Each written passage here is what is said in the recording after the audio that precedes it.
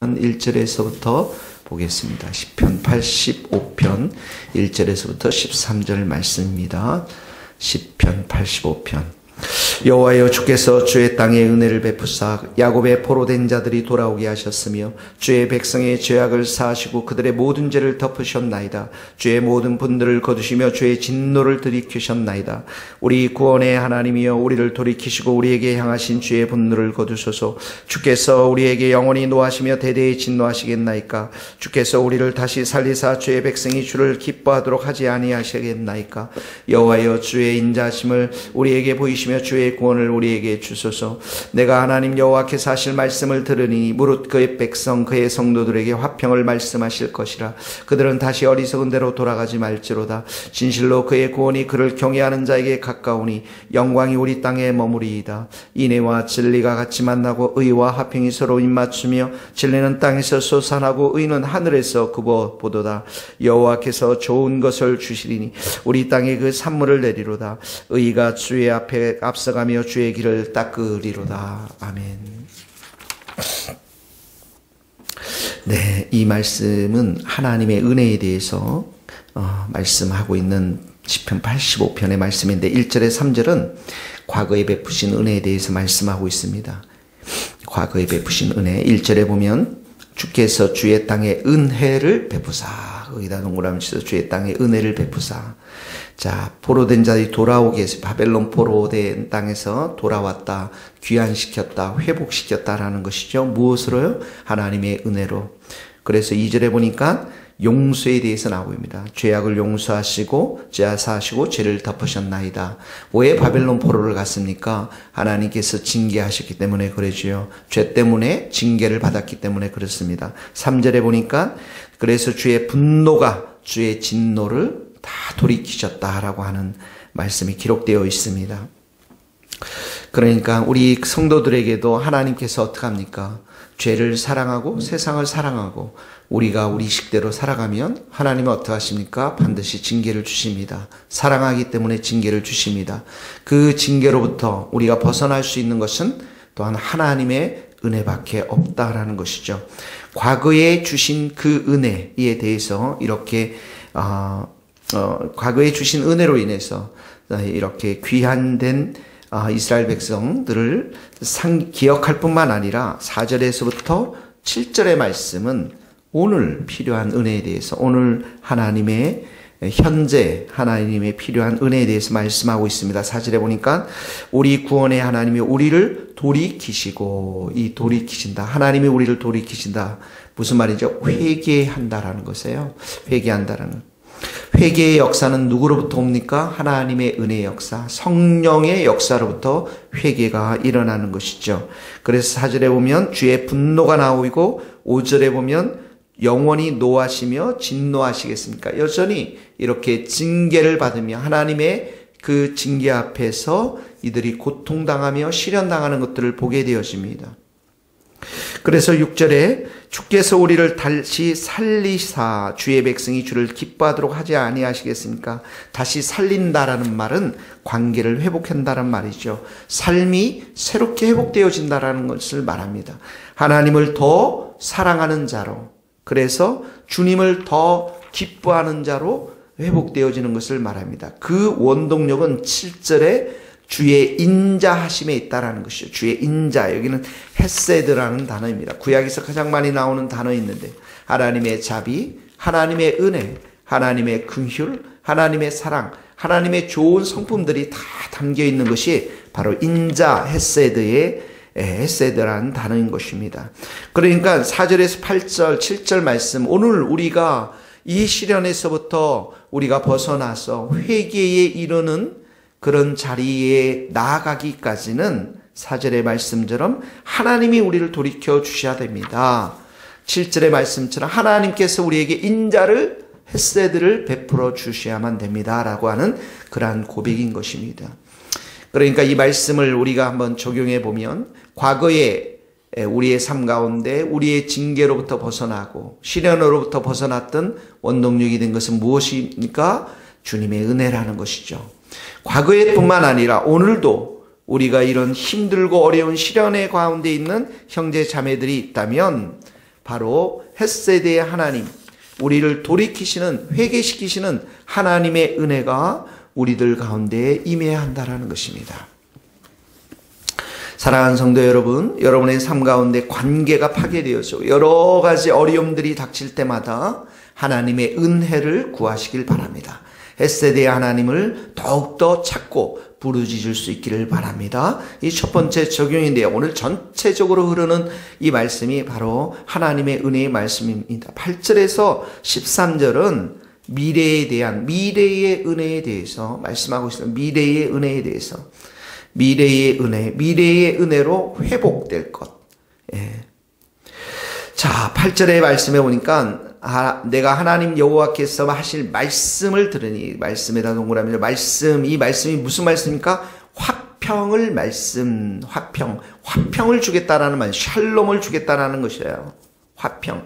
이 화평이 무엇입니까? 하나님과의 관계 속에서 평화를 느끼는 거예요. 평화를.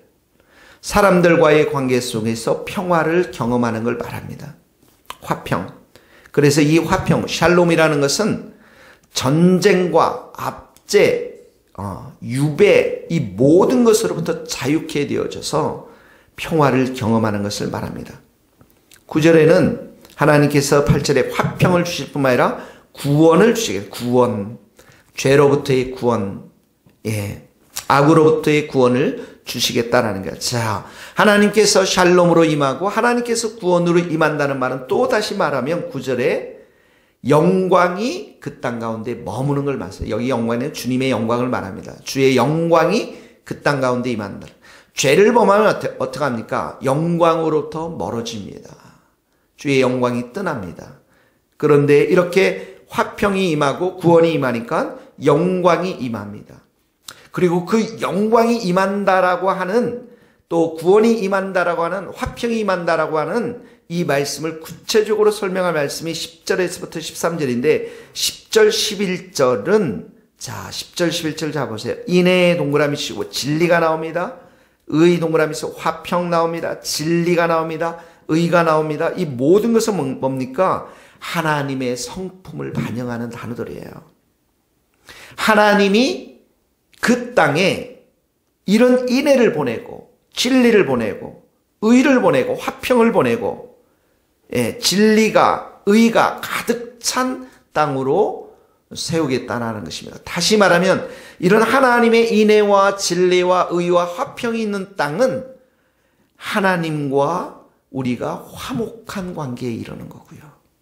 이웃과 이웃이 화목한 관계를 이루는 것을 말합니다. 그러니까 이것은 관계의 회복, 관계의 화목함을 말씀하고 있는 거예요. 관계에 대해서. 우리가 죄를 범하면 어떡합니까? 하나님과의 관계가 끊어집니다.